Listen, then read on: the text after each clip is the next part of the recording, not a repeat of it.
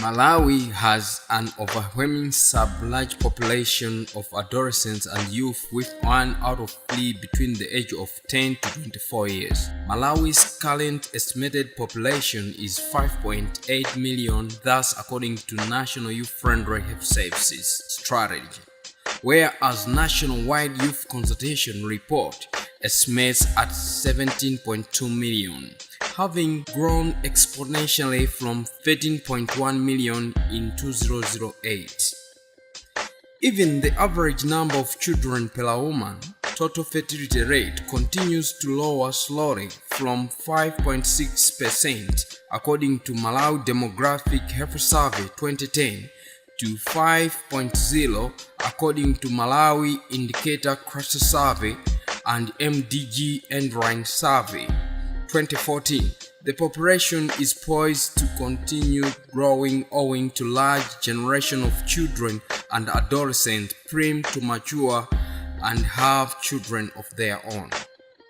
However, laws and policies governing age of consent in Malawi remains fragmented, as adolescent HIV testing and counselling is at 13 years, which is inconsistent with access to sexual reproductive health services among adolescents. At all costs, this young population is an opportunity for Malawi to achieve economic, political, health, education reforms, commonly known to as demographic dividend. In order to realize demographic dividend, the policies and lawmakers need to review and harmonize laws and policies governing age of consent to 12 years in Malawi and SADC region. Watch this. These are my confessions. So we're talking about 90 days of age of consent. African, Eastern and Southern African region brought together countries such as Malawi, Zimbabwe, Zambia and Botswana to come together to do a regional advocacy campaign that calls for harmonized age of consent and looking into access to sexual reproductive health services. You see, we have now, if we look at the rates and what's going on, you have young people as young as 10, 11 and 12 going through certain sexual reproductive health issues, but they're able to access services such as HIV testing and counselling. You see, countries such as Zambia, Zimbabwe, Botswana, they've got access to those services at the age of 16. So what happens to those that are 15 and 14 and 13 and 11?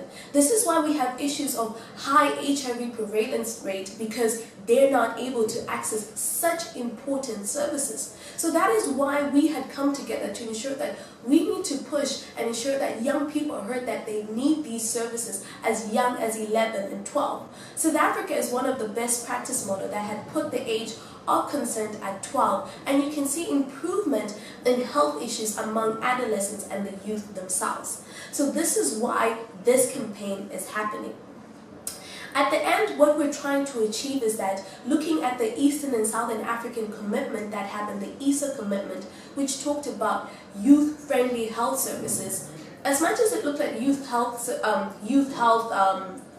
services, we also wanted to focus on adolescent health services as well.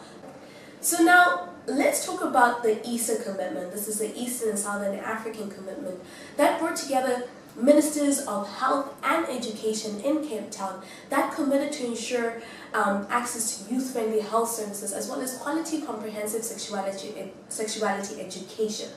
But most importantly, it talked about a commitment on harmonization of policies towards quality health services. Not just quality health services, but youth and adolescent friendly health services. So when we're talking about these services, we need to ensure that the age is consistent with the services that they're provided, and ensure that if we're wanting to deal with the issues that the ESA commitment was talking about in reduction of HIV and AIDS, then we need to ensure that the age of consent is as low as 10. Adolescents and youth continue to have limited access to targeted sexual and reproductive health rights care services, which is contributing to and exacerbating to many sexual reproductive health problems. The recent evaluation of the youth-friendly health services program states that 31.7% of adolescents and young people heard about of these services and 13% ever used these services. Comprehensive knowledge on HIV also remains low amongst young people. Less than 42% of young women and 45% of young men aged 15 to 24 years fully understand HIV and AIDS. Young women are even less informed about condoms. Congruently, young mothers are dying during childbirth. Published Confidential Maternal Audit Report 2008 to 2010 reveals while of 34,000 new infections, of which 3,200 were among adolescents 15 to 19 years annually.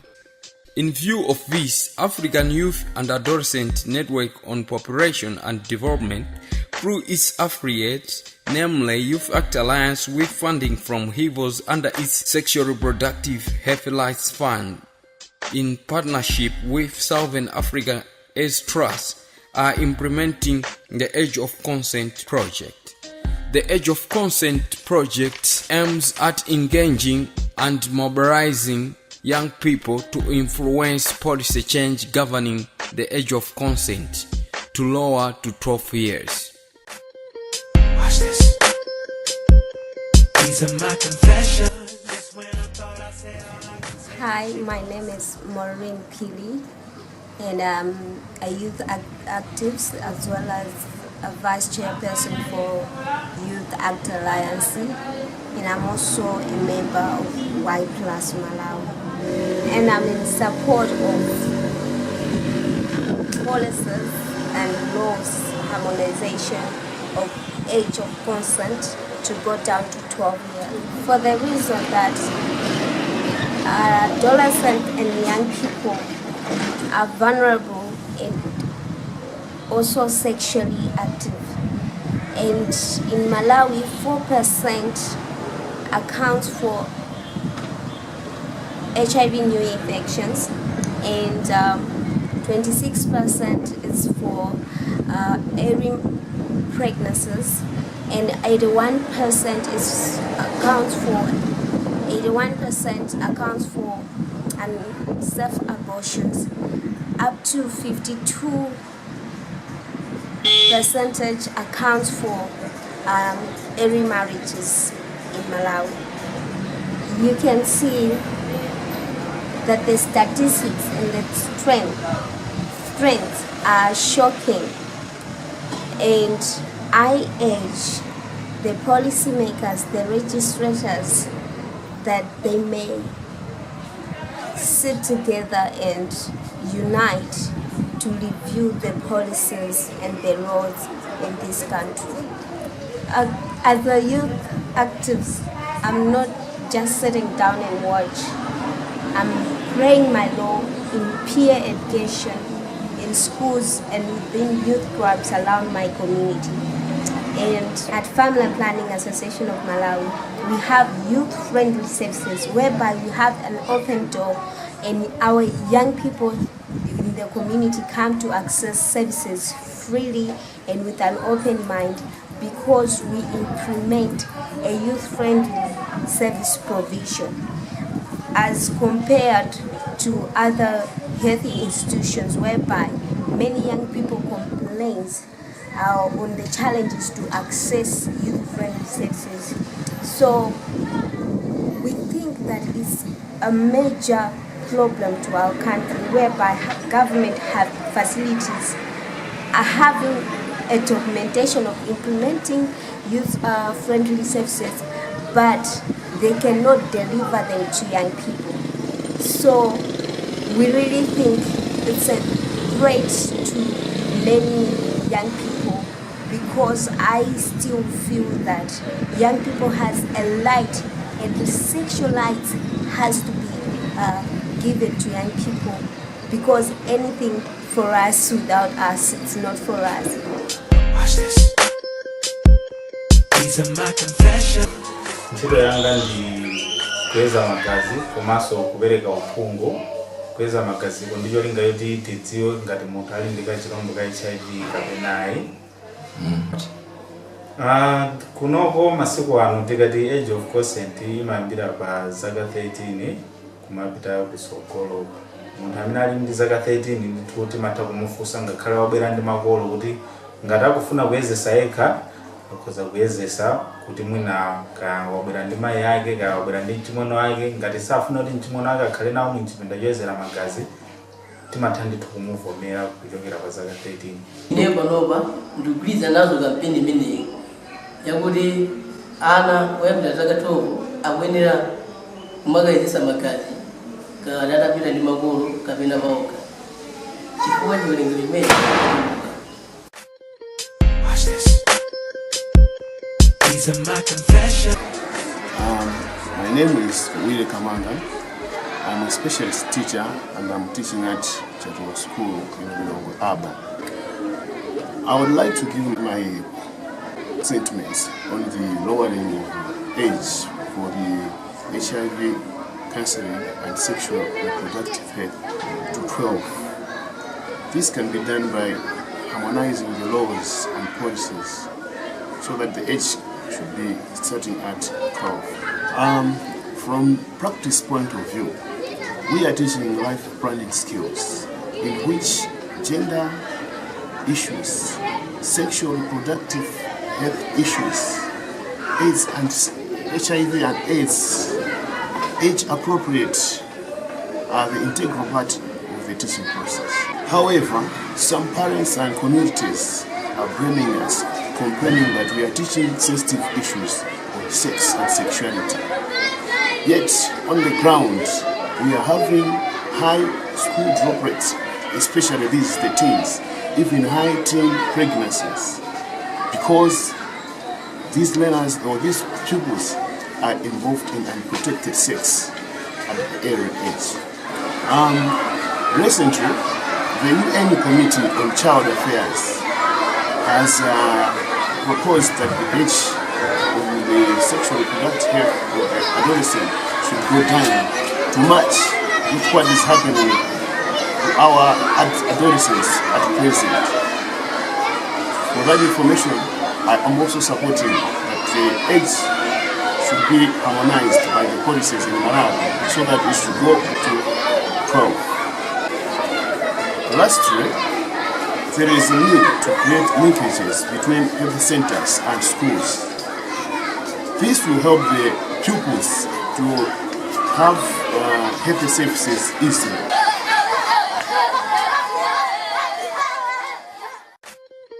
Watch this.